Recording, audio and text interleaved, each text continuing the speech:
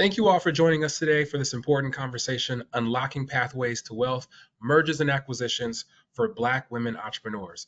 My name is Jason Wallace. I'm the Vice President of Community Impact at Prosperity Now. And here at Prosperity Now, we're committed to dismantling structural barriers to economic opportunity, particularly those for communities historically underserved or marginalized.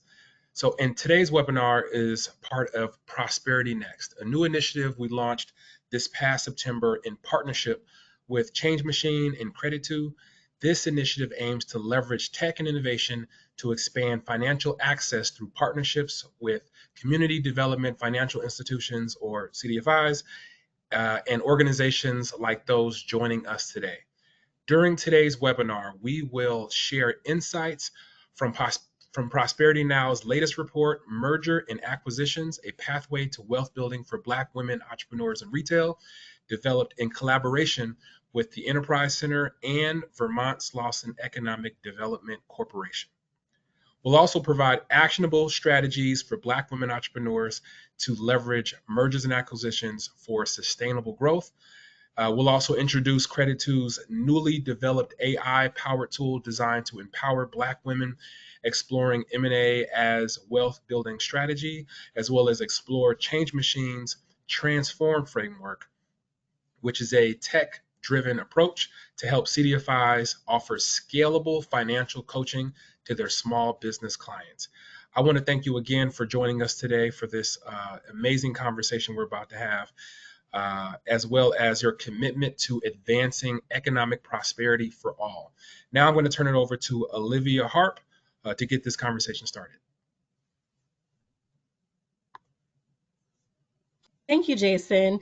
And I'm just chiming in here to ensure that everyone feels comfortable on the platform and has all of the tools that they need so that they're able to not only interact with the content, but interact with the different speakers and experts that we have on today's call today. We're really excited to have you. So just some quick housekeeping. This webinar is being recorded, and you will receive the recording as well as the slide deck within a week from today. All webinar attendees are muted just to ensure sound quality, because this is something that we record and repost publicly. But we definitely want you to use your questions box to submit any questions, comments, reactions. We're here to hear it all. We want to hear your thoughts and reflections as we move throughout today's discussion. And if you experience any technical issues at all whatsoever, please email us at gotomeeting@prosperitynow.org. So without further ado, I'm going to introduce our very own Herman Nyamanga to provide more context and start giving you some of that great information that you came for today. So thank you. Thank you, Olivia, for that introduction, and welcome everyone to the webinar. So before you get started, let me just share a quick background, what actually prompted us to take this study. We know that Black women are starting businesses at a much higher rate than other demographic groups. However, we also know that they still face a lot of challenges in sustaining and growing their businesses. In fact, according to the latest study, only 3% of Black women are running mature businesses compared to 7% of other women in the demographics. So the question you want to ask yourself is, if Black women start businesses at such a higher rate, why are so few transitioning to maturity? And so when we approach the issue of mergers and acquisition, we're trying to look at it from the point of view that it could be a tool that communities can implement to accelerate the transition of Black women, especially in retail, to maturity stage of businesses. And to highlight the findings of this report, I'm going to use the story of Maya Johnson. So if you can move to the next slide. So Maya is a Black woman entrepreneur who owns Nourish and Glow, a small but thriving organic skincare brand based out of Coatesville in Pennsylvania. Maya started a business 5 years ago in her kitchen and quickly acquired a sizable local market share. But despite her initial successes, Maya found herself at crossroads. She wanted to scale a business to serve a larger market, but needed more capital and resources. of which were missing in our ecosystem. Next slide. So, all right. So the challenges that Maya faces with regard to the resources and support reflect a broader systemic issue for Black entrepreneurs across the country, and that includes limited starting capital. Most of businesses are undercapitalized when they're getting started. In the case of Maya, she had only $25,000 savings, which she had from family and friends, and this compared to the average in the country, which is 107,000. So already Maya was already disadvantaged. When it came to scaling her business, she lacked the strong foundation that is needed to manage things like production, deal with issues of supply chain, to be able to market her business well. The team was not trained. All that stuff need a lot of support at the beginning, which she lacked. And then the other opportunity that presented itself was that Maya noticed that a competitor, Pure Essence Organics, was struggling business. The owner was aging, a founder who was about to retire, but there was no one in the family who could take that business. This presented a unique opportunity, acquisition opportunity for Maya, and she was able to make a proposal to the lady. Okay, so if you move to the next step, the next slide.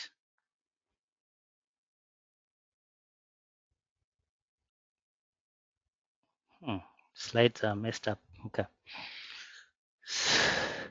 All right. So taking the first step,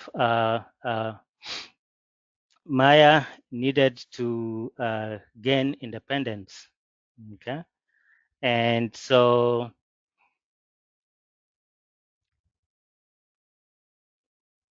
she was able to tap into a local support system, which is a small business development center, where they supported her, and she got training, and she was able to organize her staff in terms of becoming financial ready. Maya got support also from her accountant. She was able to install a accounting system that allowed her to be able to produce reports, and she used a team, a program in a city that allowed her to transition her business from a sole proprietorship to an S corporation. And with that, she was able to invest in automation for packaging and streamline her supply chain, which later on helped improve her profit margins and operational efficiency. Next slide.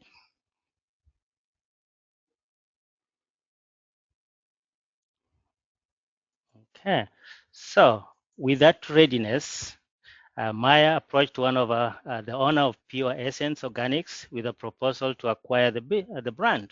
So with the guidance from our advisors, this is a collection of professionals, an attorney, an accountant. They help her to do evaluation of the business, to really understand the revenue, the customers, and the brand equity. And with that documentation, Maya was ready, and she was able to approach a CDFI that was able to loan $150,000 to use in purchasing the business. And she also worked with her mentors to help her navigate the complexities of the acquisition, and then the financing, and then the contract negotiation. So what the study found is that all those things are required. A business really has to have a team in place to really make an acquisition possible. You need lawyers, you need accountants, you need mentors, and you need people who can work with you to give you capital. Next slide. All right, so the acquisition process wasn't without hurdles, which is still going to be challenges. So Maya found merging two teams with different work cultures challenging, but she was able to use her mentor's advice to create a unified vision and foster collaboration for the team. And then with that, they were ready to deal with the supply chain issues. and she was able to start sourcing the organic ingredients that she needed for the production.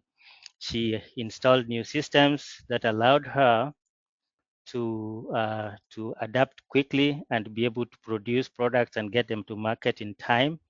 Also was able to cut the cost down for production. And she also leaned on her advisors' expertise to integrate Pure Essence Organics, the company that she had just established, to grow and make it her own. And so the challenges, when it comes to challenges dealing with culture, supply chain, industry fragmentation, the challenges, but there are also opportunity. So if you have a business that is a little bit stronger and there's fragmentation in the market, offers you an opportunity to actually just go and acquire those businesses, put them together, and then use the support system and resources in your ecosystem and actually grow something that can actually create wealth for you. So what was the results of this process for Maya? Maya was able to increase her market share. The acquisition was able to double the revenue. She helping her exceed the 120,000, which the report found to be the threshold where you need to be for your business to be either ready to be acquired or for you to start the merger process. The other result was that with this combined support from the ecosystem, from our mentors, local support or business support organization, the CDFI, Maya was able to gain operational independence. She had more time now to focus on strategic growth with her team, with the team running day-to-day operations. One of the challenges that face a lot of not only Black women entrepreneurs, but most Black and brown businesses in general, is that the owners are actually stuck in their businesses. And because of that, they rarely have any extra time that they can spend to think about the bigger picture on how they can grow their businesses. The other result that came out of this is that Maya was able to reinvent part of her profit into a trust for her children. And she also started mentoring other Black women entrepreneurs who needed support. And that also speaks to the other bigger picture, the lack of support system that we find in many of our communities, and Maya is now giving back. So what are the key takeaways from Maya's story? Okay, Maya's story exemplifies the transformative power that mergers and acquisition for Black women in retail can have. Number one is that early planning and mentorship enabled her to seize an opportunity that aligned with her vision. Okay, that's the acquisition that she made. And number two, there is need for creative financing solutions within this space, and this can help many of these businesses bridge the capital gap that they face. The study revealed that there is a great deal of undercapitalization across the board. Many Black and brown businesses start with very small amount, and because of that, it takes them a very long time to actually scale into maturity. And many of you in the cities where you live, you know businesses that have been around for so long, but they've never grown. And the reason for that is because at the time when they were started, they lacked a lot of there was no proper planning done. They were undercapitalized, and the same business is what the owners are using to actually feed their families. So very little money is being invested back into the business, and that thwarts their growth. And so today, Nourish and Glow is a national brand with products available in many stores, and they're also selling online. Maya's journey illustrates to us, according to the finding, that when businesses are correctly planned and structured, they can operate independently. When they operate independently, they attract investment and thrive as assets. When they thrive as assets, they create intergenerational wealth in unrepresented communities. So, what do we, in terms of the next steps and policy support, what do we need? I think across the board, there is a need for investing more in the support organizations in our communities. So the SBDCs, the ESOs, the BDOs, those organizations need a lot of support so that they can have the kind of technical team that will be able to do the work that is required to actually get businesses to have the proper planning at the beginning. And then after that, once they're planned well, then there is enough capital that is coming in, injected, so that that plan is implemented in full. And then after that, there is a team of professionals and advisors that can actually advise these businesses at the stage when they needed it the most. So that's one.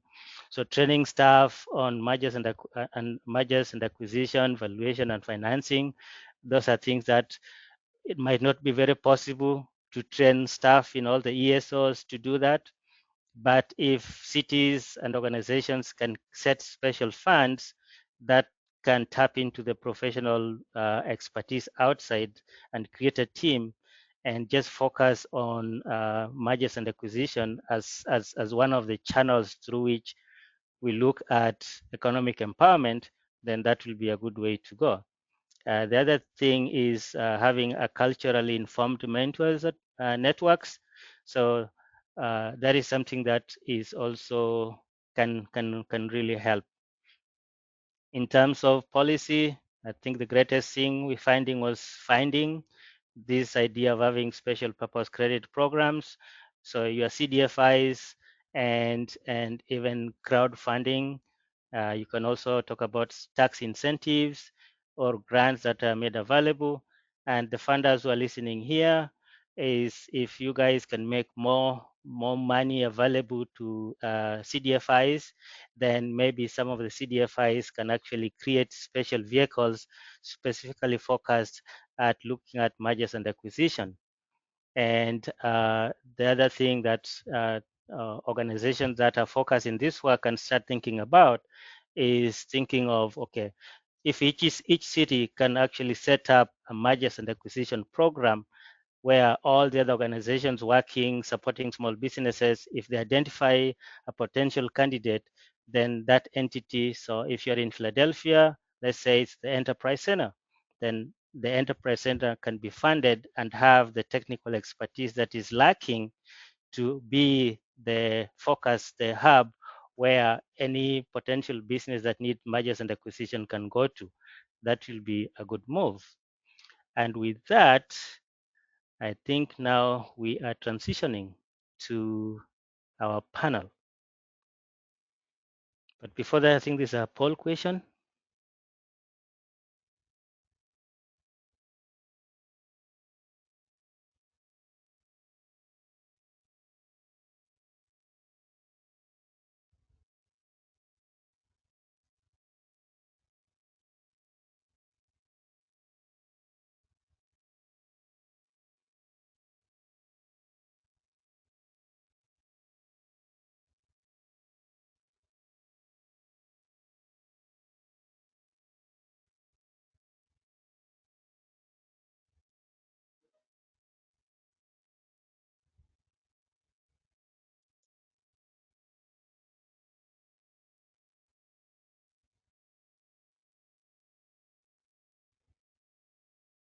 So the poll question is, what are the biggest challenges Black women entrepreneurs face in pursuing mergers and acquisition opportunities?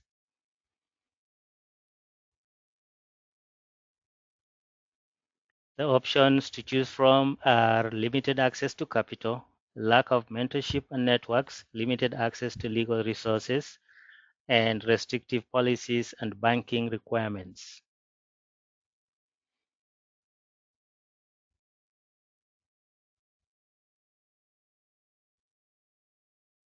Okay, it looks like limited access to capital one. Okay, that is great. So just on that, while limited to capital is a big challenge, but there's a much bigger underlying problem before that, and that is the reason why most businesses cannot get capital is because they're not capital ready. Okay, and so, and I think the findings have illustrated that, and when you read the report in full, you'll be able to see more of that. But having said that, so let's pass that to the panel. Okay, so let's start with the two organizations that actually are doing this work right now. And the first question goes to Iola. Iola, formerly with the Enterprise Center, and congratulations on your new role. Thank you. She's starting as the executive director for Women Resource Opportunity Center in Philadelphia. All right, so can you share examples of successful mergers and acquisition transitions you've witnessed and what made them effective? And if you can talk about how some of the clients you've worked with have used procurement diversity quotas as an inspiration for pursuing mergers and acquisition. Yes, so I want to start by saying that we started this process to identify paths to mergers and acquisitions for Black women. And as it turns out, I mean, we learned a lot, but who ended up on the stage at our session was a man. And he had a construction company and he acquired an electrical supply company. And his merger is extremely successful for a number of reasons. First and foremost, he had experience in business. So he knew how contracting ebbed and flowed. He knew how billing ebbed and flowed. He had experience securing capital for his construction company. He had an idea of the network of businesses who he could work with that needed electrical supplies. He was one of them. And then he also had a great social network. So he knew attorneys, he knew accountants, he knew lawyers that could assist. And so he bought a company called American Power. And as it exists today, that both companies are successful. However, I want to say this. When we talked to him and when we talked to the women that we interviewed, we learned one important thing, and that was that most of them did not start with the idea of selling their business or of acquiring another business. So they were starting without the knowledge, they were starting without the end in mind. And that always is a challenge. Life ebbs and flows, your directions change and your things change, but they did not have a thought or an idea about mergers or acquisitions. So one of the things that was really important, a really important finding for us, is that we have to introduce the idea of mergers and acquisitions early on. We have to introduce the fact that you're going to have to know what your company's worth. You're going to have an attorney that specializes in mergers and acquisitions and an accountant that specializes in mergers and acquisitions if you want to be successful. We had another client who couldn't make it to our event, but she had a cleaning company, or she has a cleaning company, and she acquired a firm that did I forget what it's called, but they go in after shootouts. They go in after horrible things happen, and they clean up. So they're cleaning up brain matter, they're cleaning up blood, they're cleaning up. So it was a natural extension of what they did. Now, she had to go get some additional training. Her staff had to actually get additional training, but it was a good natural extension of what she did. And that too is going well and is producing revenue for her today. So I guess my lessons are that you have to kind of learn as early as possible what you're going to need to do if you're going to want to acquire a business or if you want to sell your business, because there are costs involved. The second lesson that I want to share is that if you what you want to buy is a natural next step from what you do already, you have a even better chance of being successful. So with the construction company, he actually purchased his electrical supplies from the company he acquired. And then with the cleaning company, they moved from just cleaning commercial properties to actually cleaning up after accidents. So, it was a natural growth of what they already did. So they had an understanding of the landscape, they had an understanding of the ecosystem. So I don't know if that answers your question, Herman, but that's kind of what I wanted to share. That is perfect. Okay. Thank you for sharing your insights. All right, so next question goes to Tamika. Tamika, and no, sorry, Bianca. Bianca Jackson is the founder of Brickross Exchange and a proud winner of Prosperity's Now Rise Challenge. So Bianca, as a tech entrepreneur yourself, what is the biggest barrier Black women faces regarding access to mergers and acquisitions opportunities? And can you share your experience?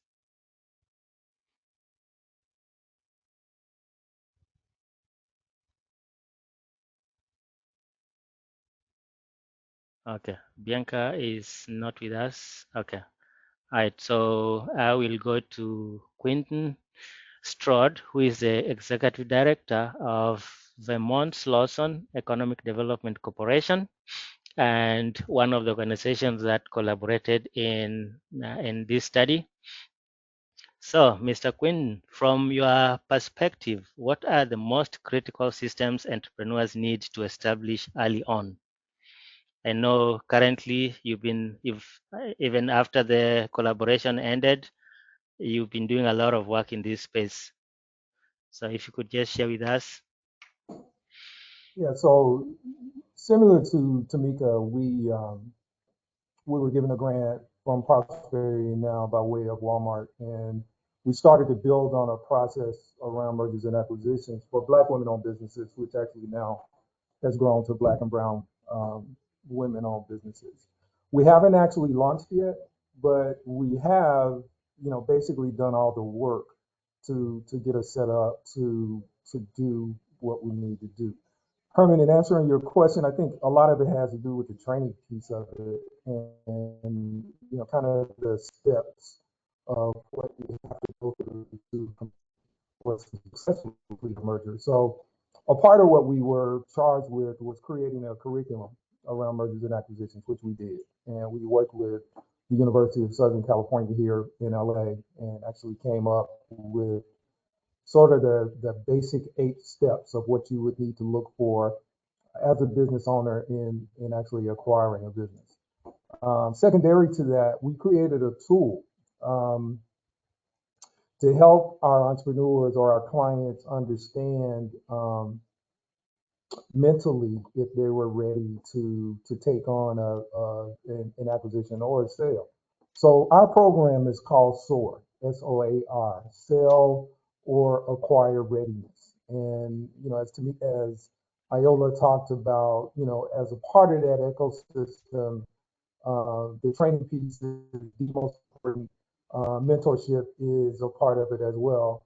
And in our case, we're looking at businesses that are between 250,000 and 750,000 in annual revenues that we can graduate into our CDFI. We actually are a CDFI here as well, and do a transaction through the SBA. So, as Herman, as you talked about special purpose programs, The SBA 7A program is basically a special purpose credit program. We think we can do lots of transactions between 500,000 and $1.5 million with women who are creating startups or with women who are retiring from corporations with real skills, and we have real opportunities to help the community grow. As you look at the ecosystem relative to people who are coming out and retiring, and I'll leave this with you as I kind of finish up answering this question. People who are entrepreneurs are 67% wealthier than people who retire with 401k. So, I'm in South Los Angeles, one of the tougher communities um, in the country, and I say that knowing that there is as much creativity and drive in this community as there is anywhere else. The missing piece is the capital and the training part, and that's actually where we come into play. And so far, I'm pretty proud of our team here. We actually play at that game pretty well. So, that's my answer to your question. Okay, thank you so much. All right. So, Olivia, if we can move to the next poll question.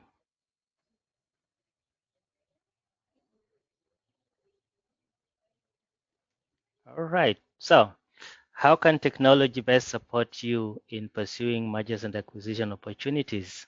So, the choices you have are access to vetted relevant resources, streamlining and filtering information to meet personalized needs, enhancing credit readiness, identifying capital resources and or businesses for sale in your region.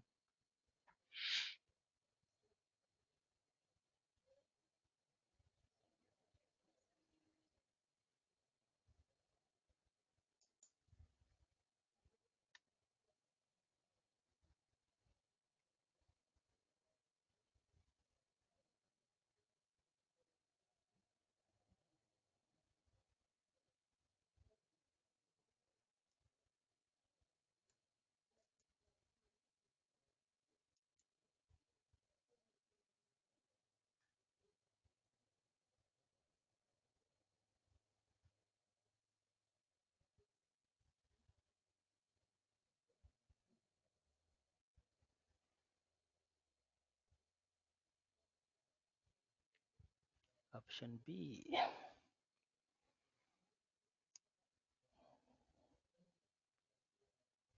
So that is streamlining. Okay. So it's like most people think that streamlining and filtering information to meet personalized needs is key. And that takes us to, so the first question is to Ms. Johnson, who is the Chief Engagement Officer for Change Machine. Okay. As an organization, as organizations develop technology-driven solutions to scale financial equity solutions, how do we ensure that the people implementing these initiatives have what they need to achieve the best outcomes? Sure. As a mission driven organization such as ourselves, we know that in order to successfully implement new tools, you need to help teams integrate the technology into their workflows in their communities.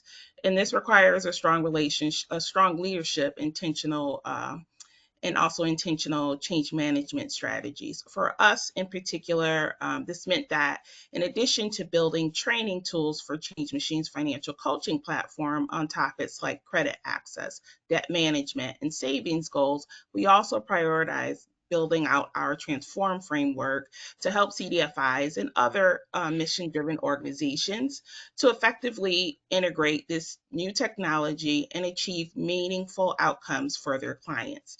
Because every organization is different, we customize our solutions to fit their unique needs. But our support can include helping leaders define their needs and goals for using our platform, process improvements, and infrastructure changes to ensure time and expertise of practitioners is best being utilized most effectively, and assisting employees in adjusting to new ways of working. There are incredible advancements happening across AI and machine learning that can help drive financial inclusion for Black and Brown women and other marginalized groups. But in order for us to deliver on this promise, we believe that technology must be built to serve the goals of these communities. And it must be implemented in a way that those who interfere with these communities, with these communities can use it most effectively. So we made sure to consider this from early on in our product development process. Thank you. All right, so with that, let's now transition to the most exciting part of this webinar. And that is, I would like now to introduce Alex. Alex is the founder of Credit to You. And so we are thrilled to have Alex here. And the last poll question, majority of you indicated that streamlining and filtering information to meet personalized needs when it comes to pursuing mergers and acquisition was the top thing. And so Alex has been piloting, they've been working hard to make that request or that requirement and any other requirements possible through the use of technology. And so, Alex, if you can come on and tell us more about this exciting pilot project. Absolutely. So our mission at Credit2 is to bring down some of the barriers that are preventing the sort of success and growth of a lot of small businesses owned by underrepresented minorities. And so Credit2 obviously in Spanish, it means credit and you. So we are focused on communities like the Latino and Black communities that might not have the same amount of resources and networks that are sort of giving them options for what's available to them, right? So what this tool does that we have built, and we'll give you a little demo in a minute, is it sort of seeks to be almost like that first person that you ask, like, where do I even get started? What are my options? Like, what do they look like? A lot of what we hear is, I don't have enough money to buy a company. That's crazy, right? Like, that's only giant corporations. A lot of the options that are explored in the tool are, options where there's partnership. There's not necessarily a huge capital output at the beginning. And so, we learned a lot about what many options there are for potential mergers and acquisitions, but it's that first sort of step of just knowing you don't know what you don't know, right? So just knowing kind of what the initial options are, what things you should be thinking about, so that can spur you to then seek help. Because a lot of folks in our communities don't like to go seek help when they don't know what they're asking, right? They want to kind of be prepared. They want to have some idea of why they're there. So this kind of gives them enough to say, okay, that does sound like something I could do. That does sound like something I want. And then it actually gives very specific local resources that then they can say, okay, I have a specific question about this type of merger or this type of acquisition and whether that's right for me. So it sort of brings it down to a really kind of actionable level. And it's not meant to replace a human. It really is meant to sort of augment human help, but it's meant to sort of bridge from I have no idea where to start to seeking that help. So if we can show the demo, we can get a little bit more into that. Okay.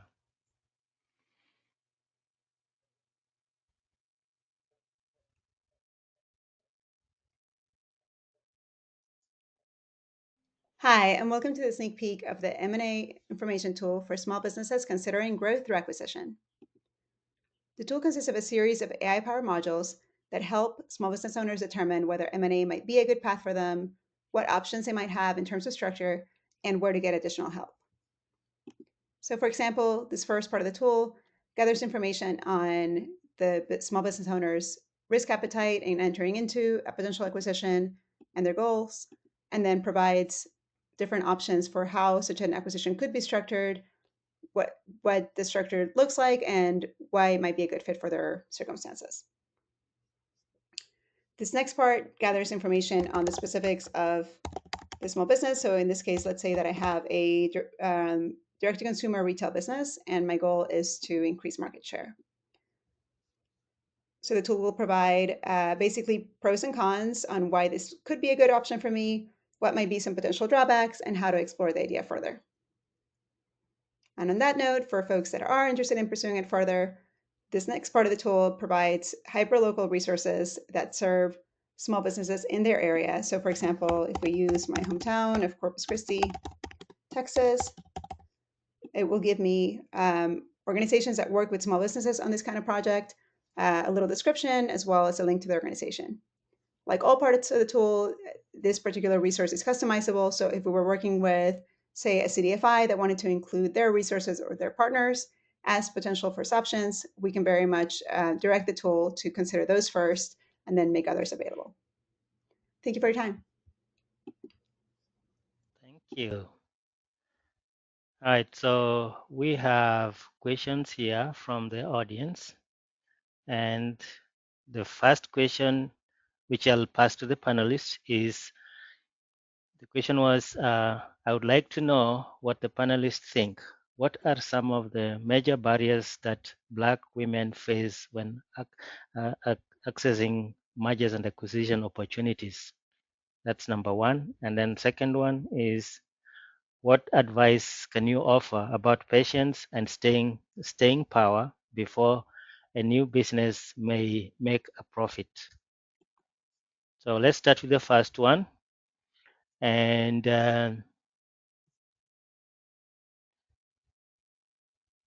who want to take that first? So the first question is, the panelists would like to know, what are some of the major barriers that Black women face when accessing mergers and acquisition opportunities? I think Ayola and Quentin, you both alluded to some of those factors. Yeah, I'll jump in. Yeah. Capital is always an issue. If you look at the monies that are invested in Black or brown women startups from venture or private equity, it's less than 0.5%. So capital is a big issue. The other issue I think that is major is actually finding a business that you're comfortable with purchasing. So in creating these services, and in this presentation, I think you have 3 different approaches to doing something that's very similar. The coaching and the training and the support that Black women need in locating a business to buy, I think is also something that is a challenge, but could be overcome. I was going to say capital as well, but I will also add to what Quentin said and say that, a lot of, and this just isn't for Black women, but particularly Black women, you've got to know your numbers. You've got to understand the revenue potential of your business. You've got to know what your business is worth. And you've got to really, really understand your clients and really what it is either that you're looking to acquire in terms of customers, in terms of the type of business that you're looking to add on to your business, or if you're trying to sell your business, you've really got to know what your numbers are, what your business is worth, and everything about your client and your customer profile.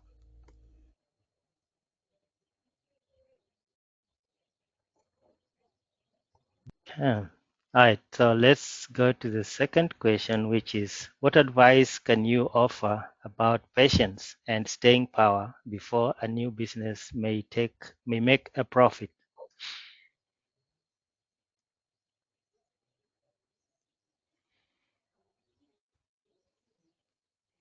Ayola, you're the veteran.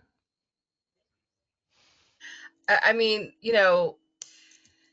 when you start a business, and again, many Black people start businesses, not just because they're passionate about it, but because they are looking for avenues to increase their personal wealth. And so it was said, I think you said it in your presentation, that a lot of the revenue or profit from a business actually goes to your family and maintaining your family. And so one of the things that you're going to have to look at, or one of the challenges that you're going to have to overcome, is how do you begin to put some of that how do you begin to put some of that money away so that you can invest in growing your business? And you've got to really be in business for passion.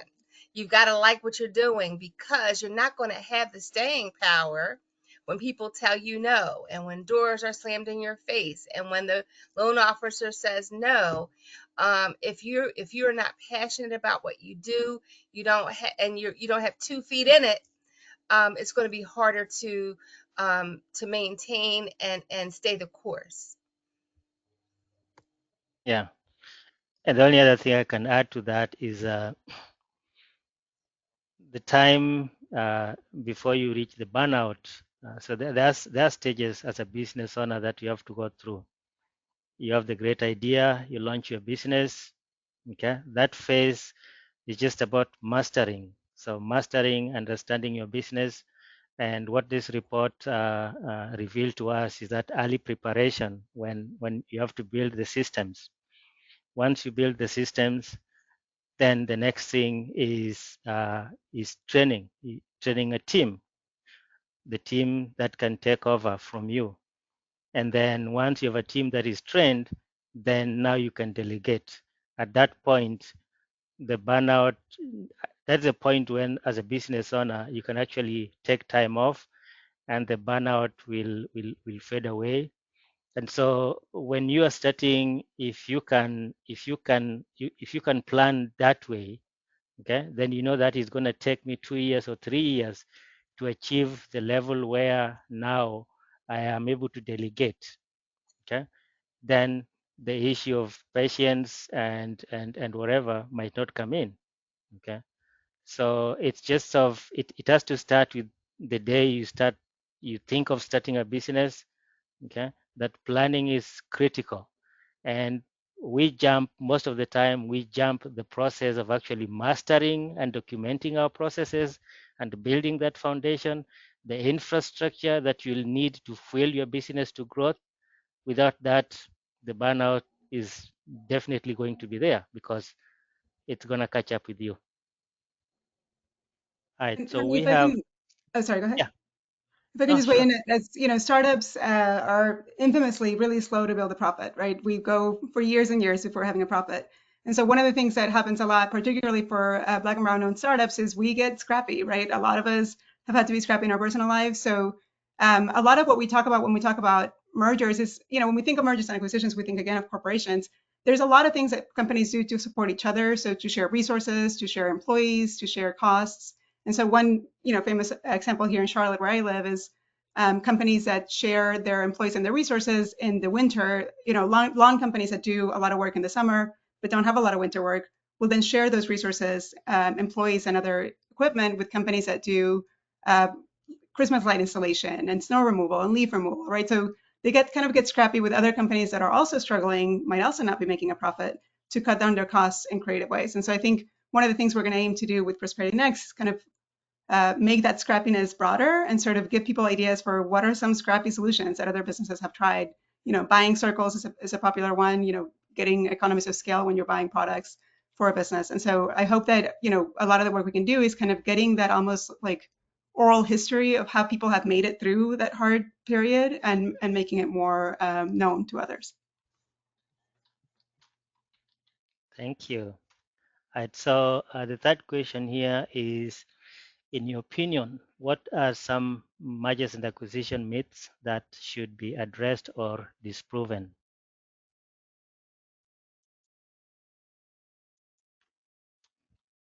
Mine is short and sweet, and it's that Black and brown women don't have the intelligence, creativity, and innovation to make it happen. That is a huge falsehood. We are the innovators and the most creative, and we can make anything happen. It's just that we need the resources and information to do so. So that would be my myth that needs to be disproven.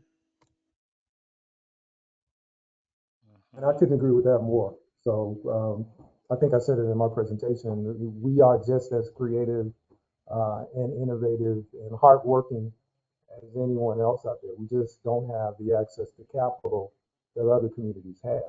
And Herman, you actually in your presentation talked about it as well. using crowdfunding as a way to help to generate that friends and family investment that we don't normally have as communities is also a piece that's important that I think needs to be discussed and studied and figured out how we can help people go through a crowdfunding process to raise that initial capital that they need to get going. Yeah. Yeah. So the other myth that I can add is that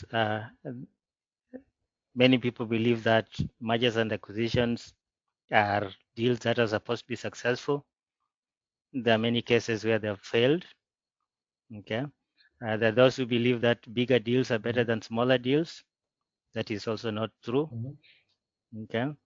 There are those who believe that mergers and acquisitions is only for like large companies, AT&T and T-Mobile merging together. That is not true. Your local bodega and the other bodega in the other corner can actually merge together. Right. Okay. Those who believe that there's another myth that if you do good due diligence, then you're guaranteed a good deal. That is not true, because sometimes even good deals, when they come together, because of cultural differences in the teams, the merger or the acquisition end up failing. Okay. The other myth out there is that mergers and acquisition is about acquiring a weak company. That is also not true. A weak company can actually acquire a stronger company so that they can take advantage of their teams, or sometimes their market, or sometimes their supply chain. So there's so many reasons. It doesn't have to be a weak company is the one acquiring the like a strong company acquiring a weak one. Okay. All right. Let's see if there's any other question here.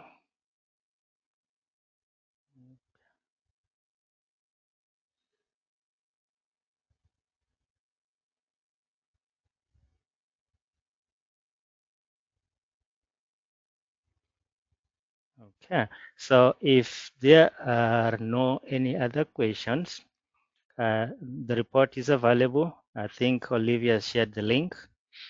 You can download it. It's short. It's not a long report, but it has some very good points to get you engaged and start conversation in your communities. And what come out of it strongly is the need to build a very strong ecosystem if we want mergers and acquisitions to work in our cities, in our towns. We need a very strong ecosystem, and most of it, some of the things that is going to be needed will require funding. Others will not require funding. Okay, so but I think if we make our entrepreneurs, especially if you're talking about Black women entrepreneurs, then let's have places where if somebody can go into and just like the tool that the Credit You is building, a place where somebody can go at that point when they're thinking about starting a business, that mergers and acquisition become an optional an option during their business planning strategy. So that is for the people who are coming into your programs where you are helping them with business planning. You can start that conversation at that stage. If that is something that they would like to pursue, it can be part of their business model, and that will also inform how the entities are structured. So that allows them later on to be acquired or to acquire the companies. Like the story of Mr. Johnson, she had to transition a business from a sole proprietorship to a C corp. That also takes money. But if we're able to set up a support foundation that can help our businesses be able to do all these things, then we will be able to not only help more Black and brown women entrepreneurs, okay, prepare their businesses for acquisition or for mergers, but also be able to create businesses that are able to scale and actually lead to what we are all aiming at, which is how do we create generational wealth. Okay. And with that, we have 3 minutes left from the panelists, anyone who has anything to add? And I'm going to ask that all the panelists just come back on screen. We definitely have a like heavy hitter lineup, really great, impactful experts here with us today. So I want to make sure that everyone comes back on screen so that people can get their screenshots going in the event that they want to connect with you after today's panel. We had a lot to cover, a lot of great things, but I'm certain that all of the panelists are open to collaborating and just want to continue to connect with the audience in the greater field. So thank you again to all of our panelists. Thank you, Herman, for moderating. It is no easy role. We're all aware of that, and you did a great job. We want to thank all of the attendees for coming and just leave you with a few reminders. So we want you to download the mergers and acquisitions report. We just dropped it in the chat. We didn't want to drop it in too soon because it's an amazing report with a lot of great information. And we just wanted to kind of keep your attention on us for a little bit longer, but that link to the report is currently in the chat. So please click it, download the report, interact with it, let us know what you think. Consider joining Prosperity Now's Financial Security Network to stay informed and up to date around not only learning opportunities such as one today, but other opportunities that we have to further enhance your efforts across the field. Also take a moment to fill out the post survey, which will pop up as soon as the webinar is ended. And then we also want you to connect with Change Machines Share Group to swap and discuss resources. This is a free resource, and you can create a free account to access that. And then always stay tuned for further learning opportunities. So we're really excited to keep this momentum going, keep these collaborations going, and we really do appreciate you joining us today. So again, thank you to all of the panelists. Thank you for joining us, and we will see you next time.